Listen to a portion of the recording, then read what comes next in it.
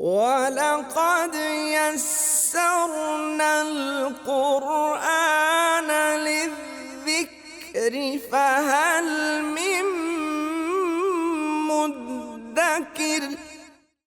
وَكَذَلِكَ زُيِّنَ لِفِرْعَوْنَ سُوءُ عَمَلِهِ، اور اس طرح مزین کیا گیا، پرکشش بنایا گیا، لفرعون، فرعون کے لیے، سوء عملہ، اس کے برے عمل کو، یعنی کتنی بری بات تھی جو وہ کر رہا تھا لیکن اس کو اچھی لگ رہی تھی، کتنی احمقانہ بات تھی جو وہ کر رہا تھا لیکن اس کو اچھی لگ رہی تھی، زینہ اس کے لیے مزین کر کے۔ اور یہ مزین کر کے کون دکھاتا ہے؟ یہ شیطان ان کو مزین کر کے دکھاتا ہے۔ تین باتیں ہو سکتی ہیں، کون کرنے، اس کا فاعل کون ہے؟ زینہ، وَصُدَّ عَنِ السَّبِيلِ، اور روک دیا گیا سیدھے رستے سے، یعنی اس طرح سے اس کے اعمال مزین کر کے اس کو دکھائے گئے اور روک دیا گیا سیدھے رستے سے۔ یہ کس نے کیا؟ ابتداءً تو دیکھیں ہر چیز اللہ کے ہاتھ میں ہے، اور شر اور خیر سب اللہ کا پیدا کرتا ہے۔ اس طرح جیسے پہلے میں نے عرض کیا کہ اللہ کی طرف سے جب کوئی گمراہی کی بات ہوتی ہے تو وہ نتیجتاً ہوتی ہے اور ابتداءً نہیں ہوتی۔ اسی طرح یہ ہو سکتا ہے کہ اللہ نے جو اس کو مزین کر کے دکھایا یا اس کو رستے سے روکا، اس کے برے اعمال کی وجہ سے کیا گیا، لہٰذا اس کا فاعل اللہ بھی ہو سکتا ہے۔ لیکن اللہ تعالیٰ نے امتحان کے لیے جن چیزوں کو اس میں شامل کیا ہے اور جن چیزوں کو اختیار دیا ہے کہ وہ ہمارے عمل کے اوپر اثر کرتی ہیں، اس میں سب سے بڑے دو انسان کے دشمن ہیں اور دو سب سے بڑے عامل ہیں، ایک انسان کا نفس ہے اور ایک ابلیس اور اس کا لشکر ہے۔ ایک داخلی دشمن ہے اور ایک خارجی دشمن ہے۔ لہذا وَزُيِّنَ لِفِرْعَوْنَ سُوءُ عَمَلِهِ، فرعون کے لیے اس کے برے اعمال کو پرکشش بنا کے دکھایا گیا۔ تو یہ پرکشش بنا، وَصُدَّ عَنِ السَّبِيلِ، اور سیدھے رستے سے روک دیا گیا۔ یہ یا تو اس کی خواہش نفس نے کیا، جو تکبر، جو بڑا بننا، کبریائی، انا ربکم الاعلی، میں تمہارا سب سے بڑا رب ہوں، تو یا تو اس کی خواہش نفس تھی جس نے اس کو روک لیا اور اس کو مزین کر کے دکھایا، یا پھر ابلیس تھا، ابلیس اور اس کے لشکر تھے، شیطان نے اس کو مزین کر کے دکھایا۔ وَصُدَّ عَنِ السَّبِيلِ، اور وہ روک دیا گیا سیدھے رستے سے۔ وَمَا كَيْدُ فِرْعَوْنَ إِلَّا فِي تَبَابٍ، جو بھی سازش کی اس نے، جو بھی فریب کاری اس نے کی فرعون نے، وَمَا كَيْدُ فِرْعَوْنَ، اور نہیں تھی اس کی منصوبہ بندی فرعون کی، إِلَّا فِي تَبَابٍ، مگر تباہی اور بربادی میں، یعنی اس کی ساری سازش جو ہے وہ تباہی اور بربادی ہی ثابت ہوئی، اس کو کوئی فائدہ نہیں ہوا۔ وَقَالَ الَّذِي آمَنَ، اس کی تقریر جاری ہے مرد مومن کی۔ وَقَالَ الَّذِي آمَنَ، اور کہا اس شخص نے جو ایمان لایا تھا، یا قوم اتبعونی اہدکم سبیل الرشاد، اس نے کہا ہے میری قوم میری بات مان جاؤ۔ سبحان اللہ۔ اب اس نے گویا پہلے تو وہ اس طرح کی باتیں کر رہا تھا کہ جو ان کو جھنجھوڑنے والی باتیں تھیں، جو ان کو ہلانے والی باتیں تھیں، جو ان کو کنسیڈر کرنے کے لیے کہہ رہا تھا کہ یہ دیکھو تو صحیح، یہ دیکھو، یہ دیکھو، یہ پہلے یہ کہہ رہا تھا، اب وہ ڈائریکٹ ان کو تبلیغ کر رہا۔ اب وہ کہہ رہا ہے کہ یا قوم، اے میری قوم، اتبعونی، میرے پیچھے چلو، میں تمہیں سیدھے رستے پر لے جاؤں گا، اہدکم سبیل الرشاد، میں تمہیں بھلائی کے رستے پر لے جاؤں گا، تم میرے پیچھے چلو۔ یعنی اس طرح فرعون کے دربار میں تقریر کرتے کرتے گویا اس کے اندر ارتقاء ہو رہا ہے۔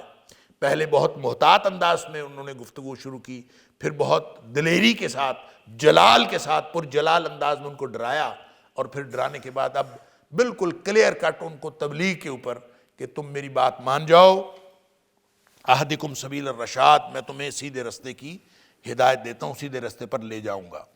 ہدایت کا مطلب ہوتا ہے لے جانا، ایک تو ہدایت کا مطلب ہوتا ہے راستہ، ایک ہدایت کا مطلب ہوتا ہے رستہ دکھانا، اور ایک ہدایت کا معنی ہوتا ہے منزل مقصود پر پہنچانا، یعنی لے جانا۔ تو ایراء الطریق بھی اور ایصال الی المطلوب بھی۔ تو اہدکم سبیل الرشاد، میں تمہیں لے جاؤں گا بھلائی کے رستے پر، تم میرے ساتھ چلو، میرے پیچھے چلو۔ یا قوم، اے میری قوم، انما ہذہ الحیات الدنیا متاع، اللہ اکبر، اے میری قوم، یہ جو دنیا کی زندگی ہے بس تھوڑا سا فائدہ ہے. وَإِنَّ الْآخِرَةَ هِيَ دَارُ الْقَرَارِ، اور جو آخرت ہے، اللہ اکبر، اور جو آخرت ہے وہ اصل ٹھکانہ ہے، اصل رہنے کی جگہ ہے. دار القرار، رہنے کی جگہ جو ہے وہ آخرت ہے. یہ دنیا رہنے کی جگہ نہیں ہے. یہ تو ایسے تھوڑا سا فائدہ ہے، بالکل ایسے جیسے آپ جا رہے ہوں اور راستے میں کسی اسٹیشن پہ رکے ہوئے ہوں، ٹرین پہ جا رہے ہوں، راستے میں کسی اسٹیشن پہ رک جائے تو اسی کو آپ سمجھیں کہ یہ آپ کے رہنے کا گھر ہے. آپ نے تو تھوڑی دیر ویٹ کرنا ہے. وہ ایک ویٹنگ روم ہے، ایک اسٹیشن ہے. اس کے بعد آپ نے بڑے لمبے سفر پہ جانا ہے، آگے جا کے کہیں آپ کا دارالقرار آئے گا. تو دنیا کی زندگی جو چند روزہ زندگی ہے اس کو یہ سمجھ لینا کہ یہ میرے لیے اصل فائدہ ہے. اس سے بڑا دھوکہ اور کوئی نہیں ہے. وَمَا الْحَيَاةُ الدُّنْيَا إِلَّا مَتَاعُ الْغُرُورِ. یہ اس سے بڑی کوئی دھوکے کی بات اور ہو نہیں سکتی کہ کوئی شخص اس کو ہمیشہ کا گھر سمجھ لے. اللہ اکبر. نبی اکرم صلی اللہ علیہ وسلم فرمایا الدنیا سجن المؤمن و جنت الکافر. یہ جو دنیا ہے یہ مومن کے لیے تو قید خانہ ہے اور کافر کے لیے ہی ہمیشگی کا گھر ہے. کافر نے چونکہ اس کا آخرت کے اوپر ایمان ہی نہیں ہوتا، لہٰذا آخرت کے بارے میں وہ سوچتا ہی نہیں. آخرت اس کے پورے پروگرام کے اندر، اس کے سافٹ ویئر کے اندر شامل ہی نہیں ہوتی، اور آخرت کے بغیر وہ سارا کام کر رہا ہوتا ہے. لہٰذا اس کو ہمیشگی کا گھر سمجھ رہا ہوتا ہے کہ یہ جو کچھ کرنا ہے اسی دنیا میں کرنا ہے، اس کے بعد تو کوئی زندگی نہیں. اس کو ہمیشگی کا گھر سمجھتا ہے. جنت الکافر کا مطلب یہ ہے کہ یہ اس کو ہمیشگی کا گھر سمجھتا ہے. لیکن مومن وہ اس کو قید خانہ سمجھتا ہے. اللہ اکبر. تو مرد مومن کہہ رہا ہے یا قوم انما هذه الحیاۃ الدنیا متاع وان الآخرۃ ہی دار القرار. اے میری قوم، یہ دنیا سوائے اس کے کچھ نہیں ہے. انما هذه الحیاۃ الدنیا متاع، یہ بس ایک تھوڑا سا فائدہ ہے، چند دنوں کا ذرا سا فائدہ ہے. وَإِنَّ الْآخِرَةَ هِيَ الدَّارُ الْقَرَارِ، رہنے کی جگہ تو آخرت کا گھر. من عمل سیئۃ، جس نے کوئی برائی کی، فلا یجزا الا مثلہا، پس اس کو نہیں جزا دی جائے گی، نہیں بدلہ دیا جائے گا، الا مثلہا، سوائے اسی کے برابر. یعنی جس نے کوئی برائی کی تو اسی کے برابر ہی اس کی سزا ملے گی. یعنی ایسا نہیں ہے کہ کسی نے برائی تھوڑی کی ہو اور سزا زیادہ مل جائے، ایسا نہیں ہو سکتا. لیکن نیکی کی صورت میں ایسا ہوگا کہ نیکی تھوڑی کی ہو بدلہ زیادہ مل جائے. یہ نیکی کی صورت میں ایسا ہو سکتا ہے، برائی کی صورت میں ایسا نہیں ہو سکتا. جیسے اللہ تعالیٰ نے دوسری جگہ فرمایا من جاء بالحسنہ فلہ عشر امثالہا، جو نیکی کرے گا اس کو 10 گنا نیکی کا اجر ملے گا. ومن جاء بالسیئہ، اور جو کوئی برائی کرے گا فلا یجزا الا مثلہا، وہ اس کی برابر ہی، اگر کسی نے 1 نیکی کی ہے تو اس کو 10 نیکیاں یا 700 گنا تک اس کی نیکیاں بڑھا دی جاتی ہیں. اور جس نے کوئی برائی کی ہے اس کو بس برائی جتنا ہی اللہ تعالیٰ اس کی سزا دے گا، اس سے زیادہ سزا نہیں دے گا. وہ بھی اگر جس کو چاہے گا اللہ تعالیٰ معاف فرما دے گا. تو اب یہ جو مرد مومن ہے قوم فرعون کا، وہ یہ 10ویں بات اس نے یہ کہی کہ من عمل سیئۃ فلا یجزا الا مثلہا، جس نے بھی کوئی برائی کی، کوئی برا کام کیا، برے عمل پر اسی کے مطابق اس کو عذاب ہوگا. ومن عمل صالحا من ذکر او انثی، اور جس نے کوئی نیکی کی، چاہے وہ مرد ہو چاہے وہ عورت ہو، اگر اس نے نیکی کی، وَهُوَ مُؤْمِنٌ، اور اس حالت میں نیکی کی کہ وہ مومن تھا، یعنی حالت ایمان میں نیکی کی ہے. یہ شرط ہے، یعنی صرف نیکی کرنا شرط نہیں ہے. بہت سارے کفار نیکی کرتے ہیں، ان کو آخرت میں کوئی فائدہ نہیں ہوگا. کفار کو نیکی کا فائدہ دنیا میں ہو سکتا ہے، اور دنیا میں ان کا فائدہ اللہ تعالیٰ دے دیتا ہے. حدیث میں آتا ہے، نبی پاک صلی اللہ علیہ وسلم نے فرمایا کافر جو بھی نیکی کرتے ہیں ان کی نیکیوں کا بدلہ اللہ تعالیٰ دنیا میں ہی دے دیتا، اور جب وہ مرتا ہے تو اس کے کھاتے میں 1 نیکی بھی باقی نہیں ہوتی، کیونکہ اس نے آخرت کے بارے میں، آخرت کو ذہن میں رکھتے ہوئے یا آخرت کو مقصد بناتے ہوئے اس نے نیکی کی ہی نہیں. اس نے دنیا کو سامنے رکھتے ہوئے نیکی کی ہے، اللہ تعالیٰ دنیا میں اس کو بدلہ دے دیتا ہے، بس آخرت میں اس کے لیے کچھ بھی نہیں۔ مومن ہو پھر نیکی کرے، اللہ اکبر۔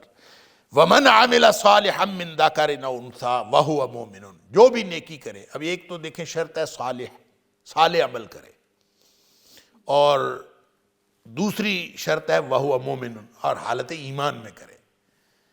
فَأُولَٰئِكَ يَدْخُلُونَ الْجَنَّةَ، پس یہی وہ لوگ ہیں جو جنت میں داخل ہوں گے۔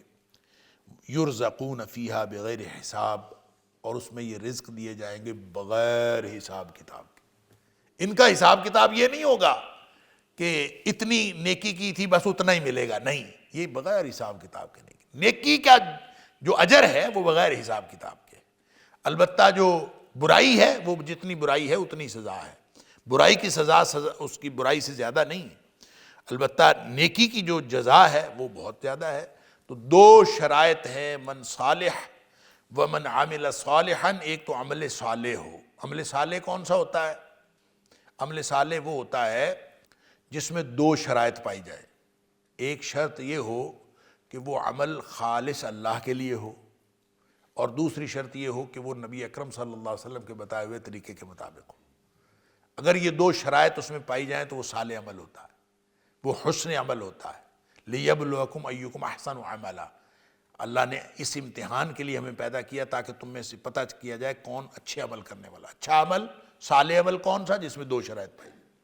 لیکن یہ عمل کرے وَهُوَ مُؤْمِنٌ، حالت ایمان میں کرے، پھر اس کو فائدہ ہوگا۔ فَأُولَٰئِكَ يَدْخُلُونَ الْجَنَّةَ يُرْزَقُونَ فِيهَا بِغَيْرِ حساب۔ ایک دائرہ ایمان ہے، اس کے اندر کوئی آیا ہی نہیں، باہر بیٹھ کے وہ جتنے مرضی عمل کرتا رہے اس کو فائدہ ہوگا، لیکن دنیا میں فائدہ ہوگا، آخرت میں اس کو فائدہ نہیں ہوگا۔ اور جو نیکی کرے حالت ایمان میں، اس کو انشاءاللہ آخرت میں فائدہ ہوگا۔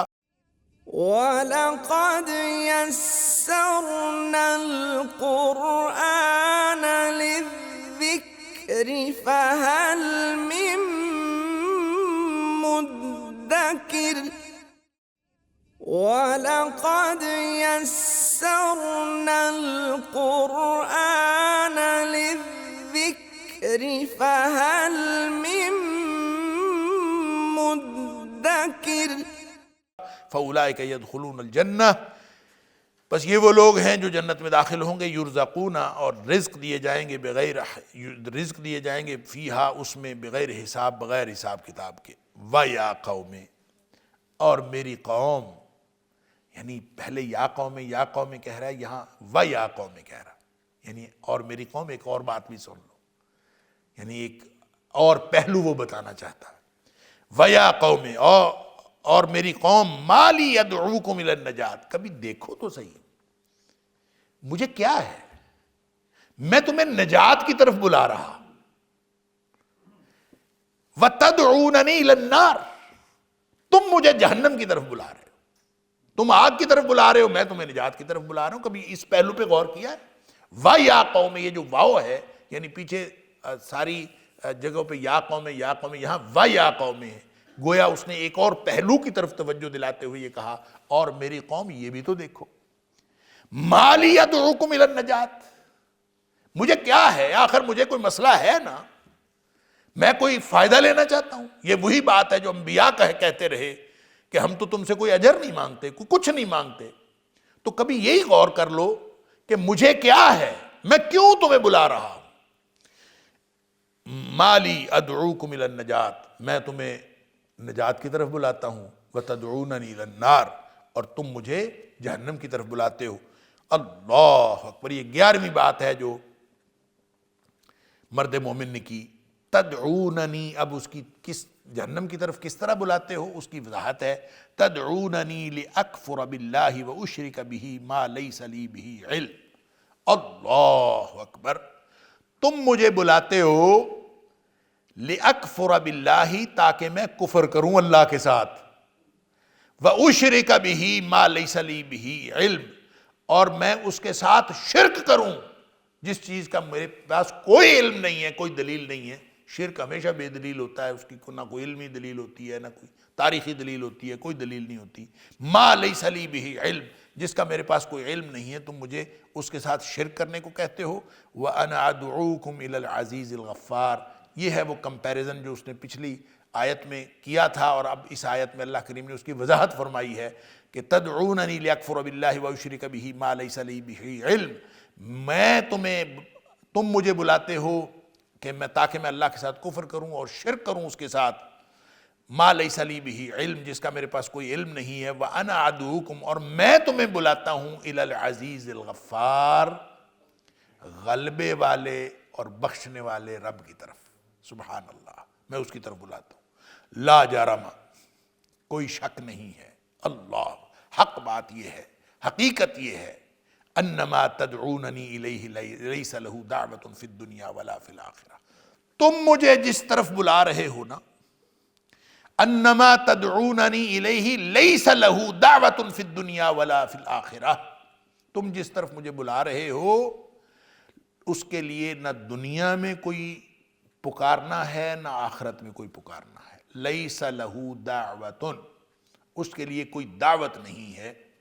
یہ جو دعوت ہے اس کے دو معنی ہو سکتے ہیں، ایک تو یہ کہ ان کو پکارنے کا نہ دنیا میں فائدہ ہے نہ آخرت میں بھی، وہ یعنی پکارنے کے قابل نہیں ہے، لیس لہ دعوت، ان کو پکارا جانا نہیں چاہیے، فی الدنیا ولا فی الآخرہ، نہ وہ پکارنے کے قابل ہیں، پکارے جانے کے قابل نہ دنیا میں نہ آخرت میں۔ دعوت ان کا ایک معنی یہ ہے۔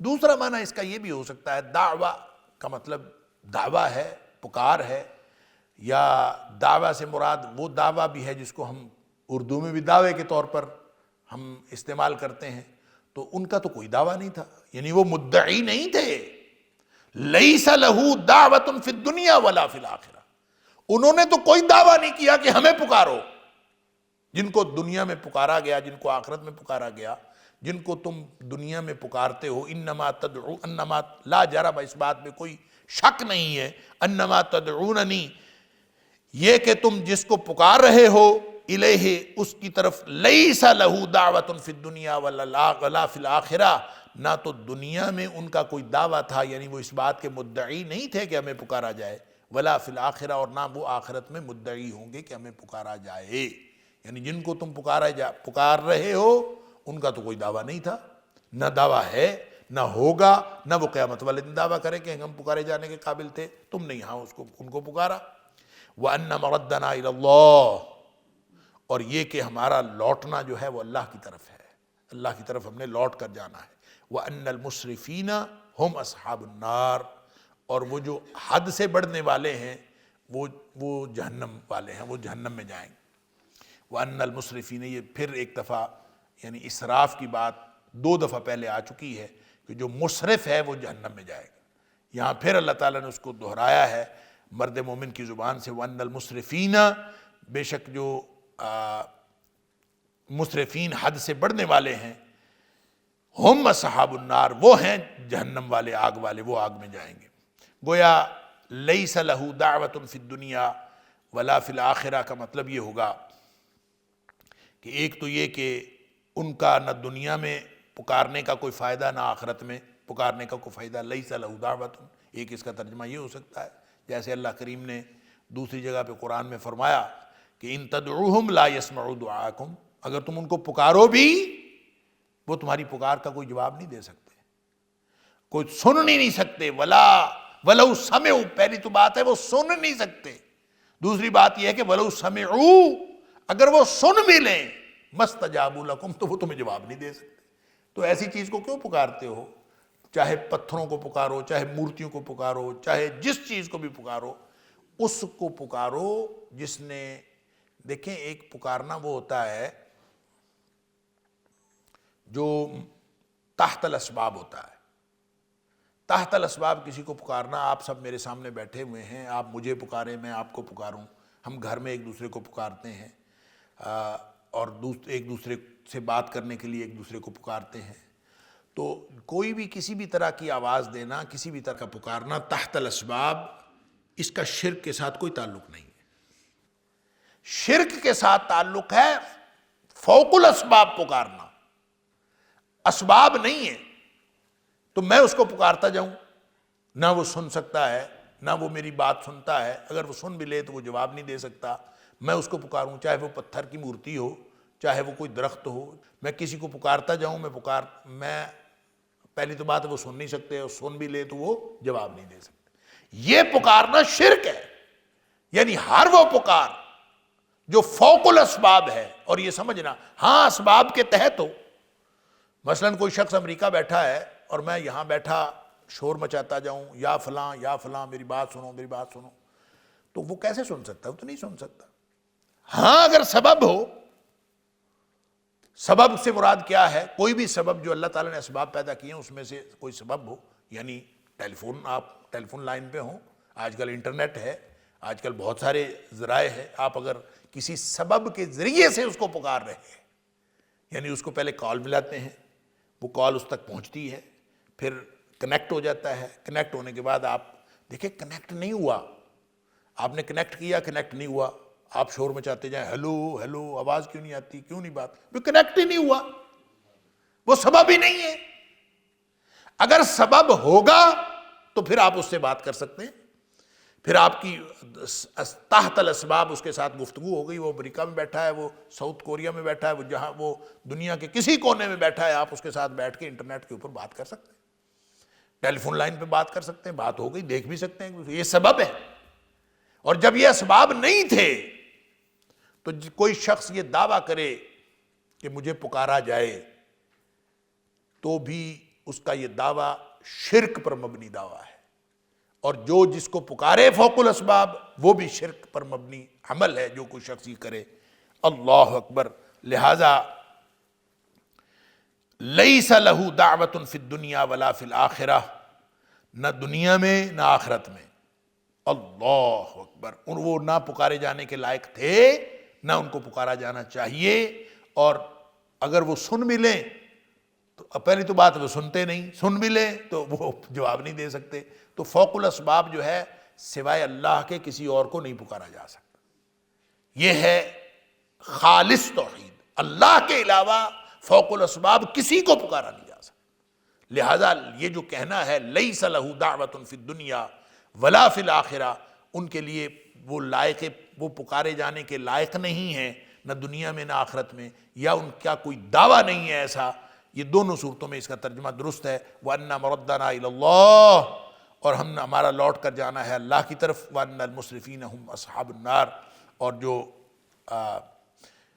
حد سے بڑھنے والے ہیں وہ جہنم والے ہیں، وہی جہنم میں جائیں گے۔ فَسَتَذْكُرُونَ مَا أَقُولُ لَكُمْ۔ اللہ اکبر۔ جیسے اپنی تقریر مکمل کر کے اس نے 14ویں بات یہ کی، فَسَتَذْكُرُونَ مَا أَقُولُ لَكُمْ، پس ان قریب تم یاد کرو گے جو میں تمہیں کہہ رہا ہوں۔ اللہ، عذاب آئے گا تو یاد کرو گے، یا قیامت آ جائے گی تو مجھے یاد کرو گے، میں نے تو تمہیں ساری توحید سمجھا دی۔ فَسَتَذْكُرُونَ مَا أَقُولُ لَكُمْ، پس تم ان قریب یاد کرو گے، ما اقول لکم، جو میں تمہیں کہہ رہا ہوں، وَأُفَوِّضُ أَمْرِي إِلَى اللَّهِ، اور میں اپنا معاملہ اپنے اللہ کے سپرد کرتا ہوں۔ ان اللہ بصیر بالعباد، بے شک اللہ تعالیٰ اپنے بندوں کو خوب دیکھنے والا ہے۔ فَوَقَاهُ اللَّهُ سَيِّئَاتِ مَا مَكَرُوا، اب یہ اس کی تقریر تو ختم ہو گئی، اب اس کی تقریر سے جو متعلقات چیزیں ہیں وہ اللہ کریم نے یہاں آیت نمبر 54 تک یا آیت نمبر 44 پہ اس کی تقریر کے مندرجات ختم ہو گئے ہیں، لیکن آگے جو اس کے ساتھ متعلقات ہیں، فَوَقَاهُ اللَّهُ سَيِّئَاتِ مَا مَكَرُوا، پس اللہ نے بچا لیا اس کو ان برائیوں سے جو ان لوگوں نے منصوبہ بندی کی تھی، یعنی جس چیز کی منصوبہ بندی آل فرعون نے کی تھی، اس کی برائی سے اللہ تعالیٰ نے، ان کی برائیوں سے اللہ تعالیٰ نے اس مرد مومن کو بچا لیا۔ یعنی انہوں نے پلاننگ کی ہوگی کہ ہم اس کو بھی مار دیتے ہیں، پہلے تو موسیٰ علیہ السلام کے قتل کا ارادہ کر کے بیٹھے تھے، اور جو بھی انہوں نے ارادہ کیا اللہ تعالیٰ نے اس کو بچا لیا۔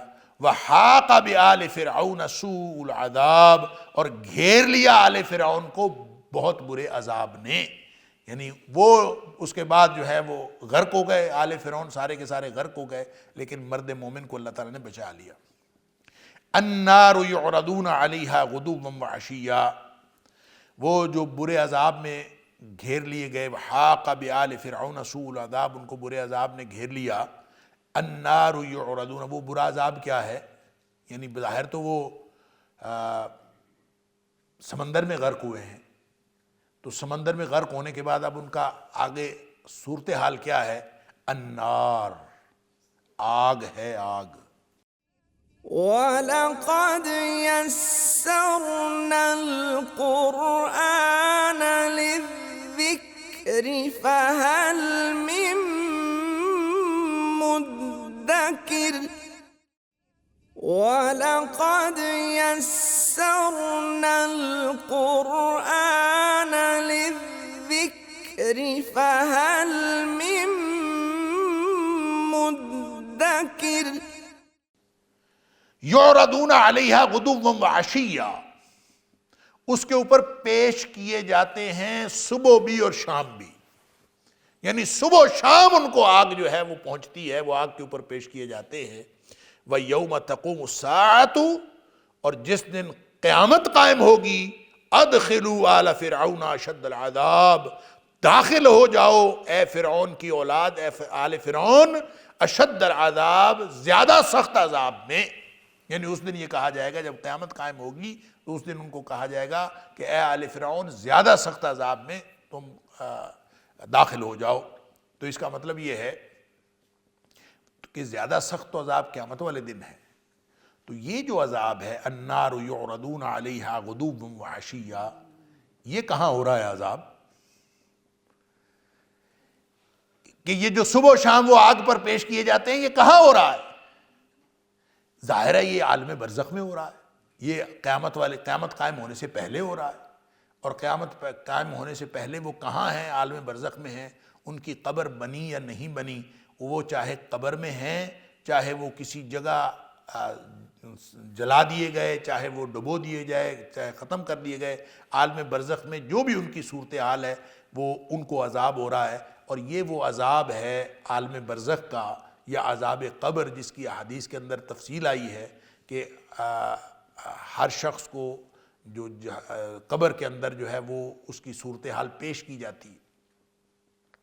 یعنی بخاری شریف اور مسلم شریف کے اندر حدیث ہے، نبی کریم صلی اللہ علیہ وسلم نے فرمایا کہ قبر کے اندر صبح و شام اس کے اوپر وہ حالت پیش کی جاتی ہے جو حالت اس کی ہونے والی ہے۔ یعنی اگر وہ جنتی ہے تو صبح و شام جنت اس کے اوپر پیش کی جاتی ہے، اور اگر وہ جہنمی ہے تو صبح و شام جہنم اس کے اوپر پیش کی جاتی ہے۔ اس کا مطلب یہ ہے کہ جو لوگ کہتے ہیں نا کہ قرآن کے اندر عذاب قبر کا ثبوت نہیں، یہ عذاب قبر کا ثبوت ہے۔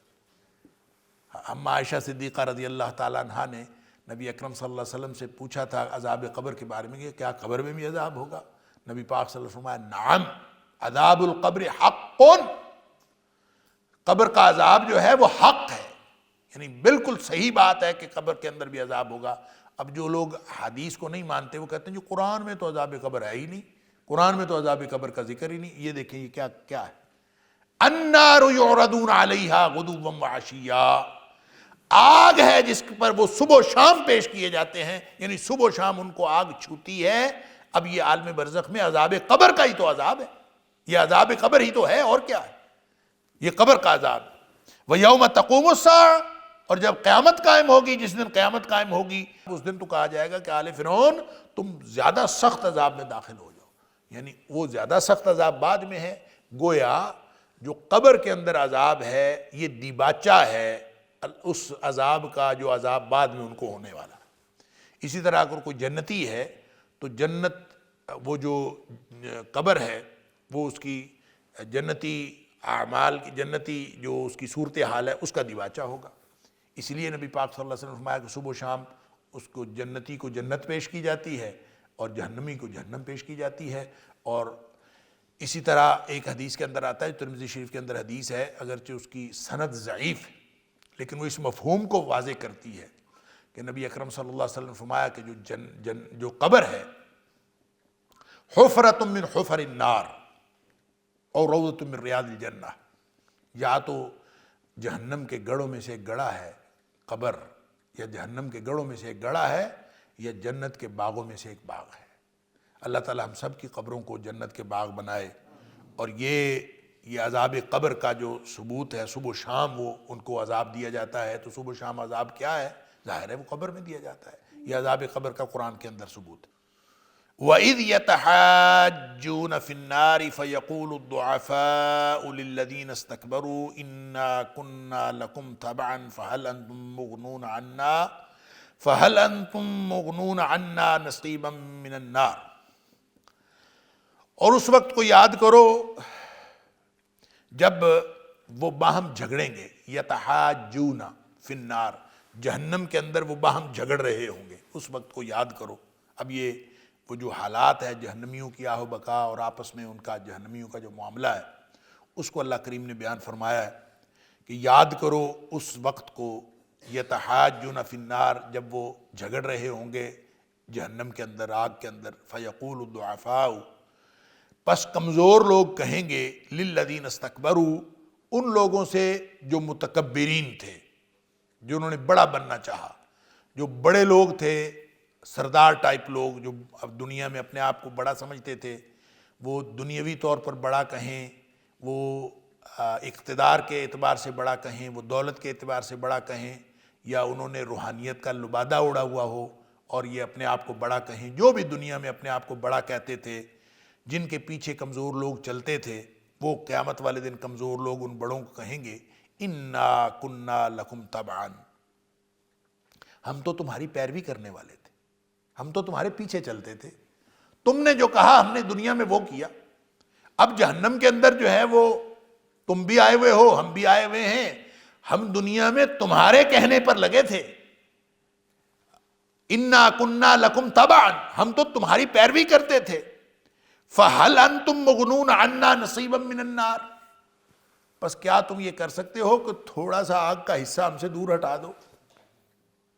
کوئی کام یہاں آ کے بھی کرو، دنیا میں تو ہم تمہارے پیچھے لگتے تھے، اب یہاں سے کچھ کام کر سکتے ہو کہ فَهَلْ أَنْتُمْ مُغْنُونَ عَنَّا، پس کیا تم ہٹا سکتے ہو کچھ حصہ، ہٹانے والے ہو ہم سے، مغنون عنا، کہ کیا تم ہٹانے والے ہو ہم سے، نصیبا من النار، آگ کا کچھ حصہ، یعنی تھوڑا سا عذاب کم ہو جائے، کچھ تو آگ ہم سے دور ہٹا دو۔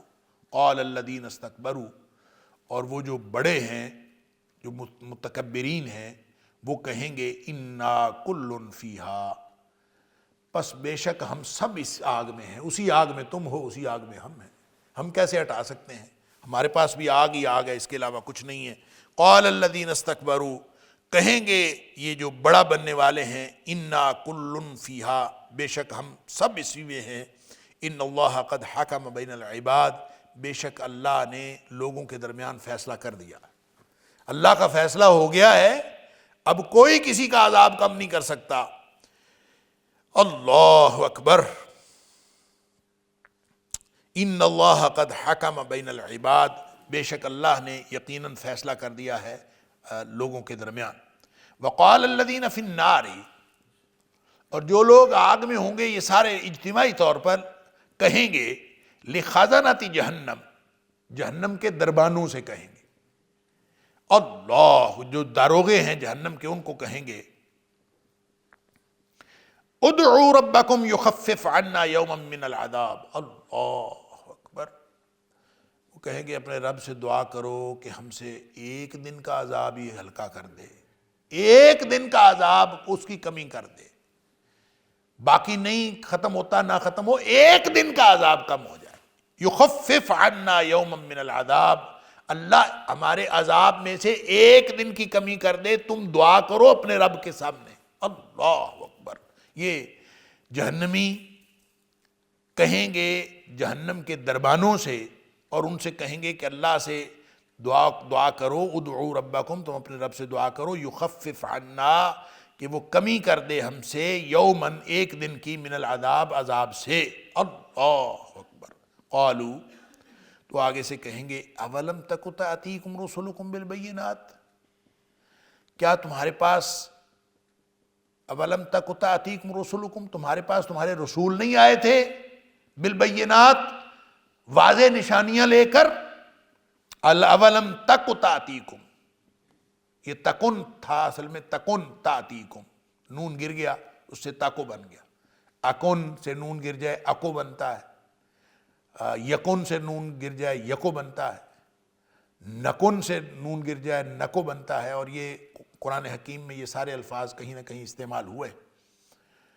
تو قالوا اولم تک تأتیکم رسولکم بالبینات، کیا تمہارے پاس تمہارے رسول نہیں آئے تھے؟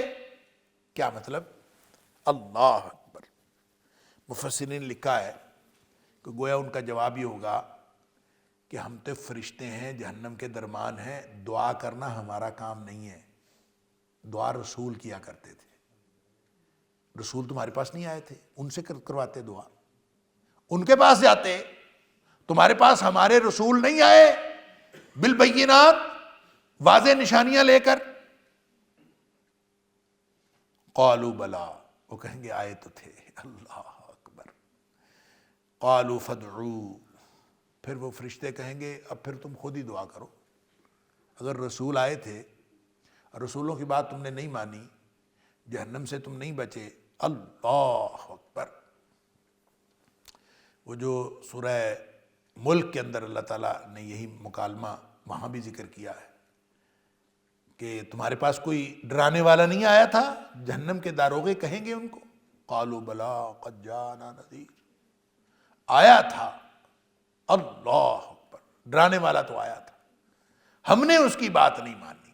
اللہ، لو کنا نسمع او نعقل ما کنا فی اصحاب السعیر، اگر ہم ان کی بات مان لیتے یا اس وقت سمجھ لیتے تو آج ہم جہنم والوں میں سے نہ ہوتے، آج ہم بچ جاتے۔